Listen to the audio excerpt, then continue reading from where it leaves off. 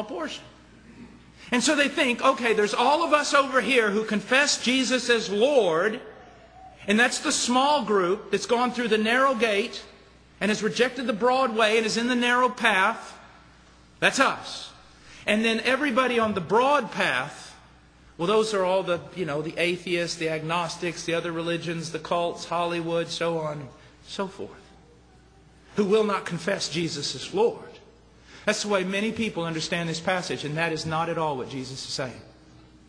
Jesus is not even talking about this other world out here. He's not saying anything about the atheist or Hollywood or those of other religions or those of other cults. What he is saying is, among those who claim to be my disciples, few will find it. Are you hearing me? This is the dreadful, terrible part of what he's saying. He's not saying there's a little group of people on planet Earth who confess my name, and they are the ones who pass through the narrow gate, and they're in the narrow way, and they're going to be saved, and everyone else out there who doesn't confess my name is going to be lost. That's not what he's saying. He's looking at his disciples, and he's saying, among those of you who confess me as Lord, only few of you will find the way to eternal life. You say, Brother Paul, prove it. Okay? I will. Look over in verse 21.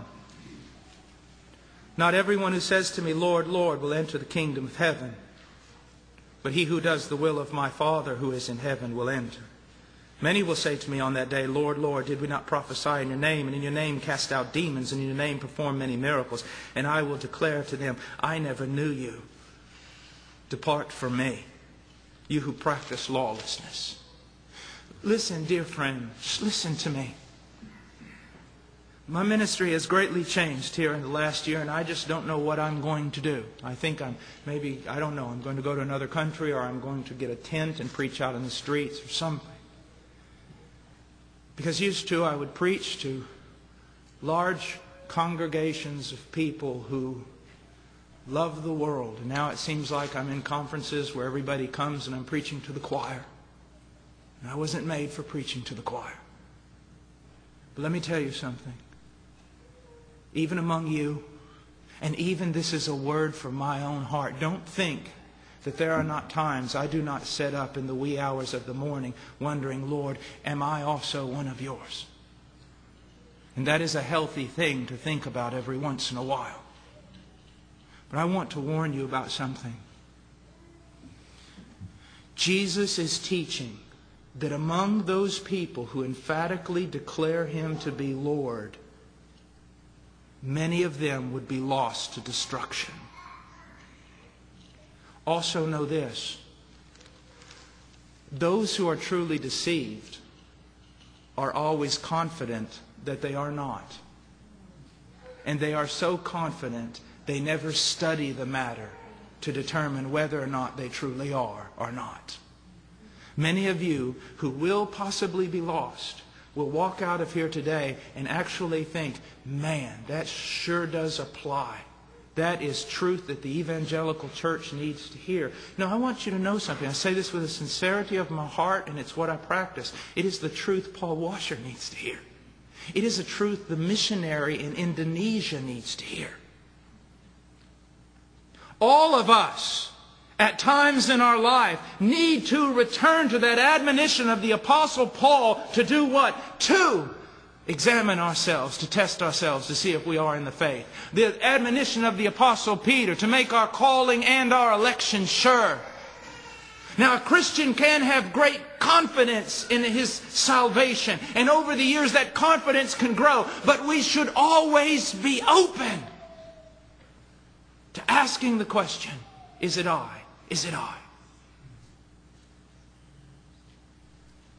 And we're going to conclude with just this part, and then pick up later on another part of this text. But remember this. The gate is small, the way is narrow, that leads to life. Now, I want to make one important statement about this. This passage right here requires about 7 lectures, so I'm trying to reduce it all down to one. It leads to life.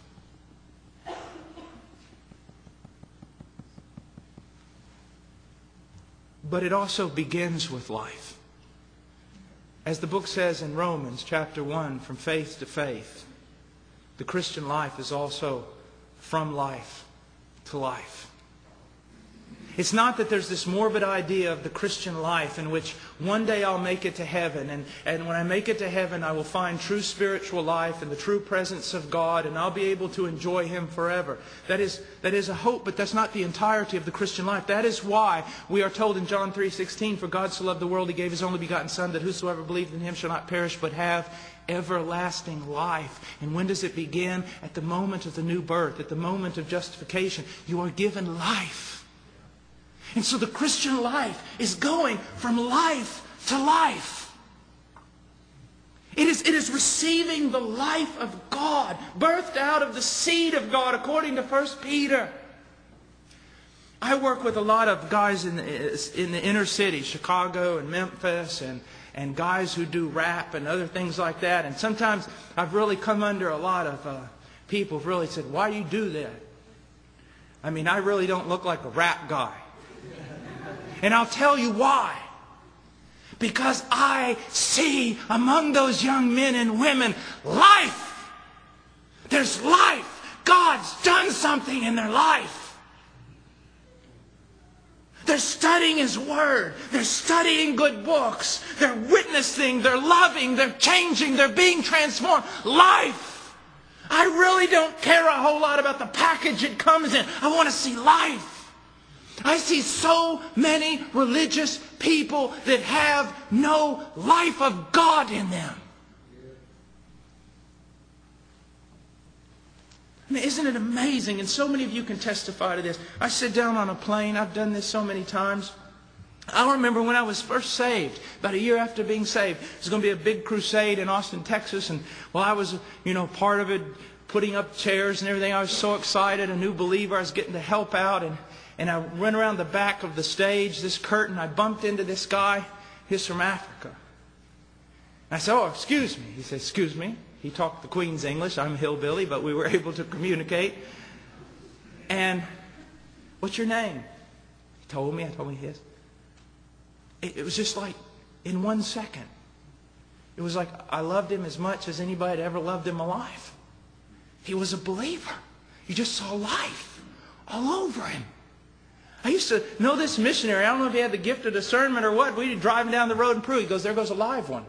And I go, "What? That one? Look at him. You can tell. He's alive." I have sat down with important religious men. And I mean, it's frightening. Some of them very, very godly. But I have sat down with some of them. And literally, if I talked about some strategy for making their church grow, they were just... But if I started with the book of Colossians and started talking about, "Man, God showed me this in the book of Colossians about the glory of Christ," they're just looking over my shoulder to figure out who else is coming more important they could talk to. They didn't care. Is there life in you? Is Christianity... Is walking in the narrow way this type of drudgery that you do because it's the right thing to do? Or because you know it's a standard your parents have put? Or you think it's something that's virtuous, but you actually